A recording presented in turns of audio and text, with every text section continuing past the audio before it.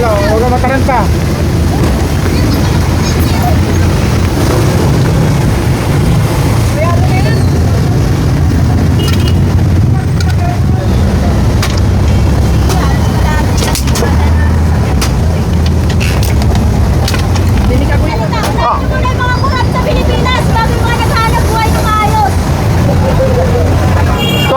Baba.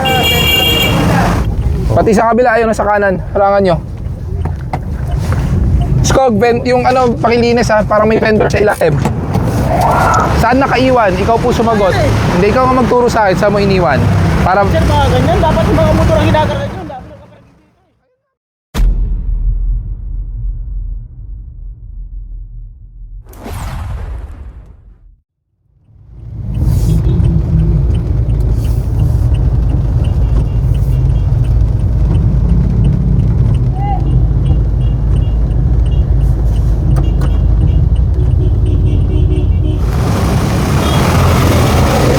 Magandang umaga sa inyong lahat at maulan. So nandito ngayon ang TFRC or Task Force Road Clearing sa pamumuno ni Sir Gabriel Go dito sa may Kalayaan Avenue. Ito yung papunta ng Makati pag diniretsuhan or EDSA. At ito papasadaan itong mga lugar na ito na lumalampas or nakapwesto mismo sa sidewalk na lakaran ng mga tao. Bukod dito sa mga vendors na naka-obstruct sa sidewalk, mayroon din mga hahatakin doon sa unahan. Huwag ka mataranta. Ito ako pala lahat.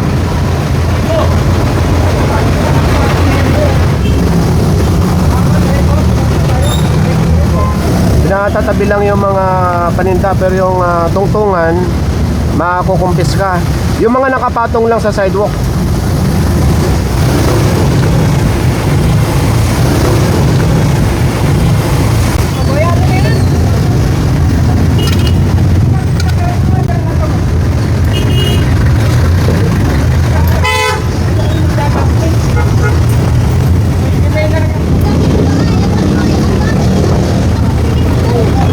Sa unahan, kanya-kanya ng ligpitan.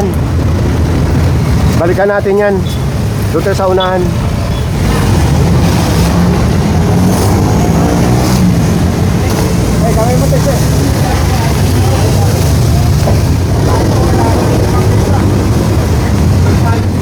Dapat ganito. Labas yung sidewalk. Wala, okupado na nila lahat. Hanggang dun.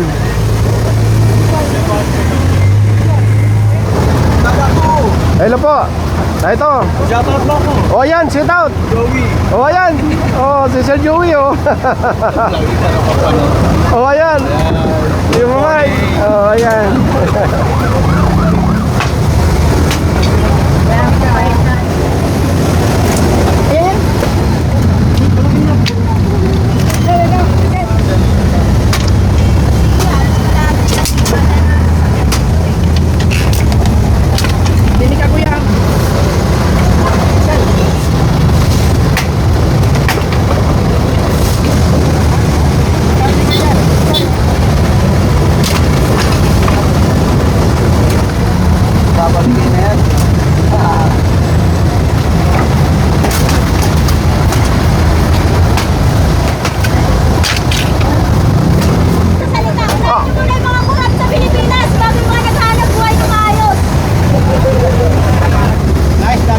Bro.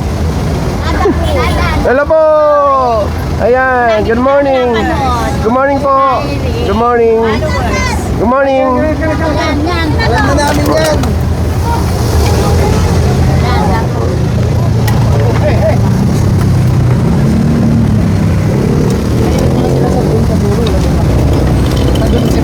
Ang activities ngayong araw ay naghati ang team. Isa nga dito sa may Kalayaan at meron din doon sa may Buendia at part pa rin ng Makati. Sir Vic, anong gagawin ngayon dito sa mga excess materials na ito? Yung mga pinagiba natin, mga ako na yan, ipapakarga na lang natin sa truck ng mga taga Makati para maakot. Mga basura na kami ang kababayan, dalawang team na naghati. Isa nga dito sa Kalayaan at meron din doon sa Buendia. So balikan natin yung prutasan doon sa unahan at kung ano sitwasyon dito ng bangketa. So ayan, biglang luwag yung mga mamimili, nakaapak na sa sidewalk, hindi sa kalsada.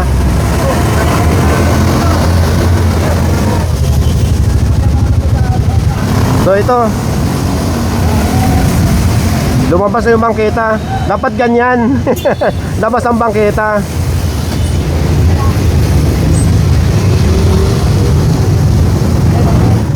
Regarding naman sa mga illegal parking, maraming natikitan doon sa unahan pero walang nahatak. Hello. Bye-bye. Yun, maganda na nga nilalakaran nyo ngayon, madam. Maganda na nga po. Yan. Ay, mga magkakalayaan namin yun. Dapat ganyan. Lagi. Thank you, sir. Sige. Okay. Yung sa kabila, nakapagligpit na. Dahil iikot yung team papunta ng Taguig area. Nasa tabi ng fire hydrant. Tinampakan.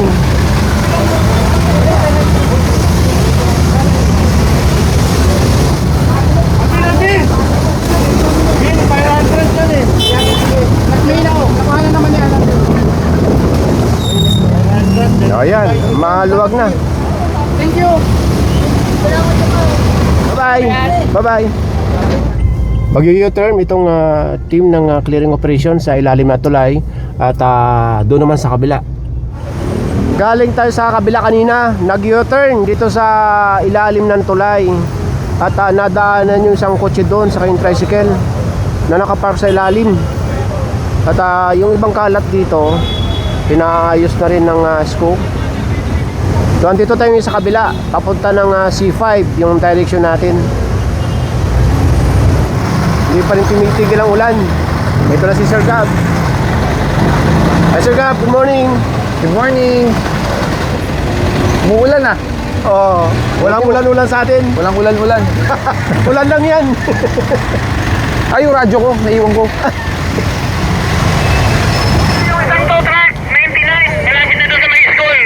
Bakit ang tagal nung NMC 99 na yan? Ano ba kinukuha dyan? After natin sa Kalayaan, nandito na tayo ngayon sa may C5 southbound. At merong complaint area na papasadahan ngayon doon sa may tapat ng market sa may tunnel. At napasadahan na yun meron na ulit na reklamo. So habang papunta roon, papasadahan na rin yung mga yung marami dito. Andito naman yung mga vendor. Vendors. Paunahin nyo na. Kailangan ko yung skog. Skog, pakibilis. Skog, baba. Thank you.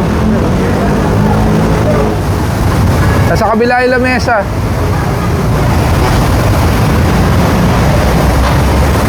Ilang beses na po kayo pinagsabihan.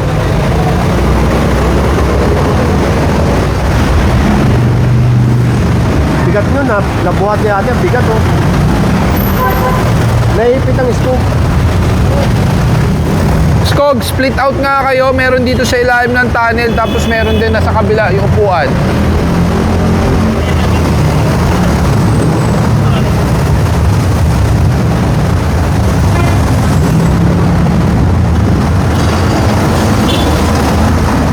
Paano sila aalis? Bawal din naman sa C5 yan Di ba bawal din sa C5 yan?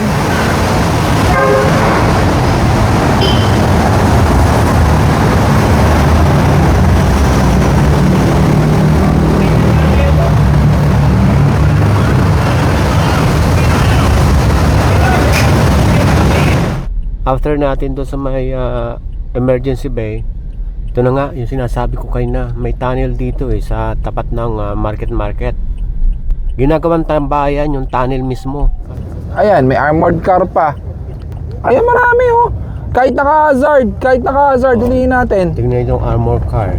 Dito na naka-standby. Ayun, nasa harapan, mga truck. Mauna na ako sa harap Kunin nyo yung mga yan. Harangan nyo para hindi makalis. Hindi talaga makakalis, 2 nagbababa eh. years ago yata. Harangan nyo to mga to, harangan nyo para hindi makalis. Last year yata yun eh. Yung napasadaan ito. Pati sa kabila, ayaw na sa kanan. Harangan nyo. Skog, yung ano, pakilinis ha, parang may vendor sa ilalim. Kuya, saglit lang po.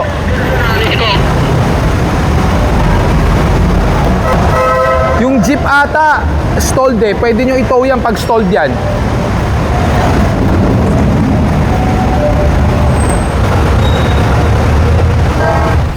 So yung iba, may mga driver naman. Ito may driver din. Yun nga lang, ayaw mag-start.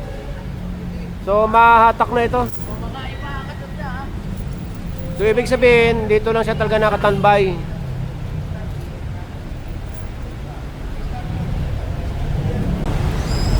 Tara, doon tayo sa unahan.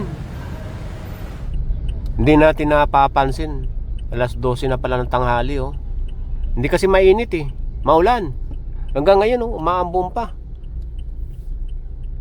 May nadaanan doon sa ilalim na or sa tabi ng footbridge na nahatak na rin noon. Nakaharang ito talaga sa daanan ng mga tao papunta sa looban. Pakitawag naman po si Kagawad. Bawal daw kasi. Di ba kay Kagawad yan? Hindi po. Sino yan? Ito ng udahan, sir. Ah, Uy, kasi nakupisa, sir. pangalawang beses na to. Tinuko ko na to dati. Kasi po, footbridge to. Bawal may nakaparada sa paligid. Pangalawa, fire hydrant. Pakakuha nga ng tow truck. Pick up na strada. Pa-advise na lang kung ano, assist nyo, paatrasin na lang. Paatras kunin. Nakaharang dito sa daanan.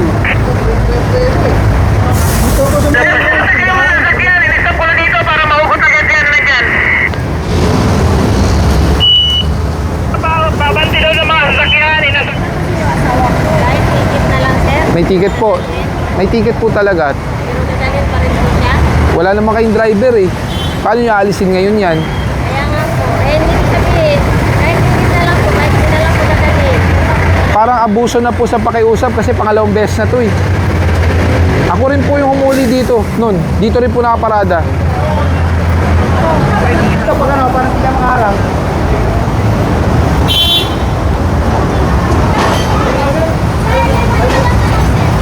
Ilabas namin, sir. Hindi na namin ipaparking dito.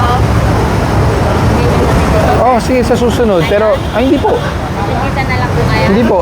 Ate, alis po kayo. Baka matamaan kayo.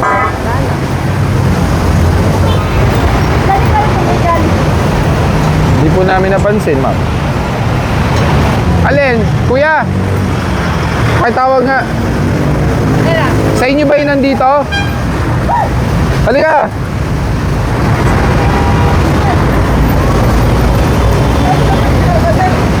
Saan nakaiwan? Saan nakaiwan? Ikaw po sumagot. Hindi, ikaw nga magturo sa akin. Saan mo iniwan? Para... Sir, mga ganyan, dapat yung mga motor ang ginagarag yun. Dapat yung kaparagin dito eh. Ayun nga po, pati sa sakit, totoo eh. Marami naman kayo, wala kayong awas. Kaya nga ikaw tinatanong ko, saan mo iniwan?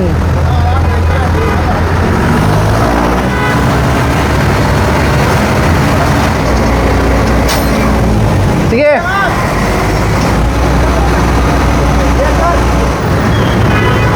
Sige, bitaw! So ayan oh, ang laki ng niluwag nung nawala yung sasakyan.